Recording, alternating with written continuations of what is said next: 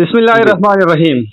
قدرمنو کتونکو سنگرخان ما او څو ورځې مخکې چې بسواد په خوازخیله کې یو نا خوشګواره واقعه مخې ته راغلی ده. د مدرسې یو قاري صاحب را لګېدلی دی او هغه یو طالب علم دومره وهلی دی چې هغه به یې د دغه زخمونو له وجې نه ساه ورکړې ده. خو د خوازخیلي پولیس سټیشن په دغه کې ډېره غټه کاروایي کړې ده. په هغه ابتدایي ورځو کې هم څه ملزمان ګرفتار کړي دي، خو مرکزي ملزم د چا نامه چې عمر ده هغه او د هغه زوی هم پرون ګرفتار شوی دی.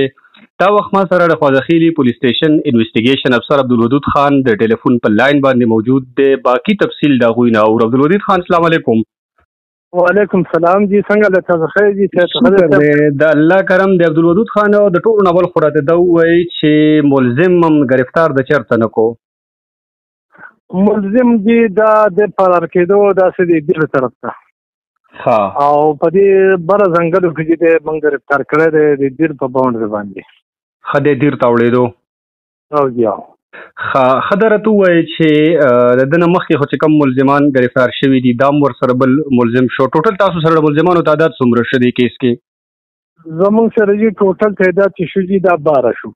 12 شو. دا 8 جي په یو مقدمه کې دي، هغه هم د دغه مدرسې دی چې هغه په دیگر ماشومانو باندې تشدد کړی و.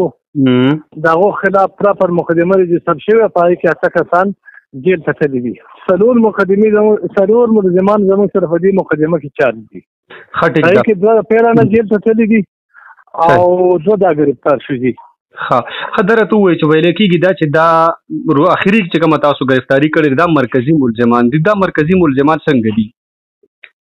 دا چې بالکل د دې مین کردار د دې مقدمې دا چې دی د مدرسه چې دا د محضن العلوم د دې بانی هم دا قاري محمد عمر دی دا درخ کړی ده او دا زوی ورسره هم مدرس دی.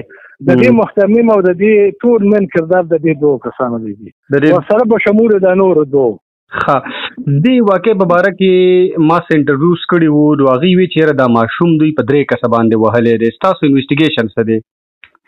انویسټیګیشن کې چې کله موږ د دې تفتیش شروع کړو دا 4 کسان ډایرکټ چارج دي یا 3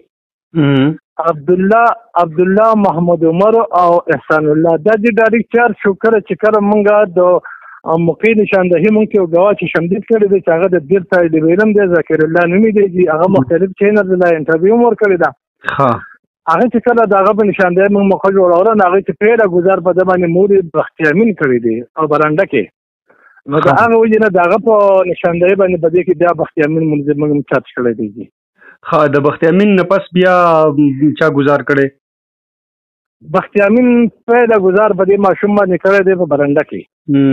د هغې نه وروسته بیا د ډایرکټ کمرې ته ورننستلی د کمره کې بیا د مولانا محمد عمر د ده زوی احسان الله او قاري عبدالله دی موجود او ورپسې دی لاړو او دی په 4 کسه بیا په دې ماشوم باندې تشدد وکړو. په 4 کسه یې وهلی دی؟ جی دا عبدالله په دې کې څوک دی؟ د قاري محمد عمر سره څه تعلق دی؟ څه رشته دار دی که نه بهر؟ خو جی نه رشته دار خو نه دی جی. دی تقریبا د 14 سال نه په دې مدرسه کې به حیثیت ناظم مدرسه داخله خارجه ټول کردار دي دغه دی. ټیک ته زمونږ خو بل څه اورېدلي دي خلک پکې څوک دا مختلف خبرې کوي. تاسو راته دا ووایي چې اصل وجه څه ده؟ دا مدرسین په څه باندې مجبوره شو چې دوی دا طالب علم دومره وهلی دی؟ د دې د وینا مطابق د دې محتمم مدرسه زوی چې دی احسان الله او د دې ماشوم نه ناجایز مطالبات کوي چې هغه ناجایز مطالبات هر څه دي هغه ماشوم ته بیا پته بیا په فردر انویسټیګیشن کې د دې معلومات به څه ناجایز مطالبات کړي دي. ٹھیک ده.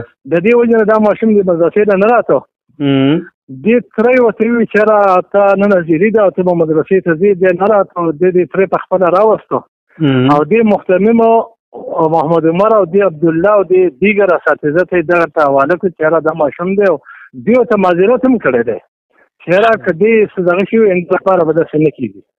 دا پرې ته تللی دی او بیا په دې تشدد تقریبا د مازدیګر نه وروسته شروع کړی دی.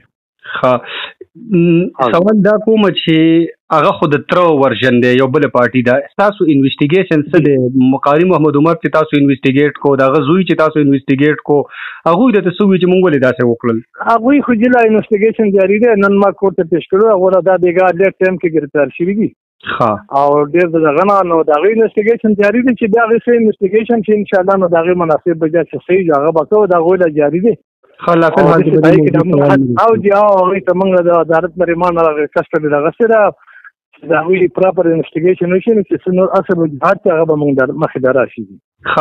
بل یو سوال دا کوم چې تاسو وی چې دا د مازیګر نه پدې ماشوم باندې شروع کړي دا نو دا څومره وخت وهلې دی 1 غنټه 2 غنټه 3 غنټه او ماشوم بیا څه وړلې شوی دی دا جی د مازیګر نو تیم کې په دې باندې تشدد شروع شوی دی بیا د ماخام د مانځن وروسته ځکه چې بقول دغه ته بابو دی محمد ایاز نومې دی او مې د کړه پروفیسور دی ناغه چې د ماخام د مانځن داسې 10 منټ مخکې دی په ما پسې د احسان الله راغی د محمد عمر دازوی او چې زموږ په مدرسه کې یو ماشوم بیبلو شوی دا او هغه د هغه وجه په غسلخانه کې ورته شوی دی زه چې کله لاړم نو دا ماشوم په کومه کې نو هغې نه دا معلومي چې دی به خامخا ټورنمنټ به د بابو هلته تېرې کړي هغه د سنیرو بیان مې شنوم کړی دی نو د هغې دغه ماشوم د ماښام د مانځه نه وروسته بیا کېږدۍ ته رارسېدلی دی ټیک ده ماښام هسپتال ته وړلی شوی دی بیا به یې د هغې نه پس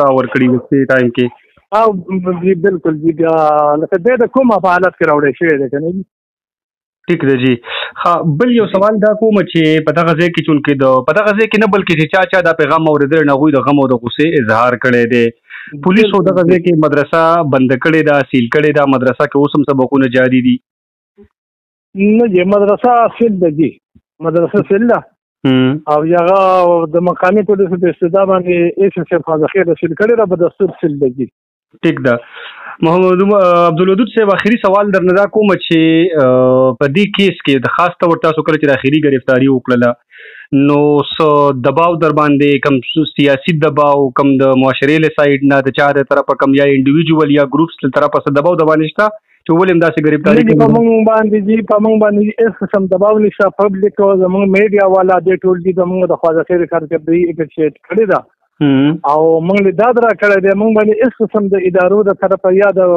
بل چا د طرفه د پبلک یا د سیاسي خلکو هېڅ قسم دباو نشته چې په دې سلسله کې نه په انویسټیګیشن کې د دې چې مداخله شوې دا به پراپر انویسټیګیشن کېږي او حق ته به حقدار ته به دغه کار هغه کېږي ټیک ده عبدالودود خانو ډېره زیاته مننه کوم موږ سره همدغه معلومات د دې واقعې په حوالې سره شریک کړل خوشحاله او خادم غواړم امین جی مننه جی تاسو هم ډېره مننه جی شکریه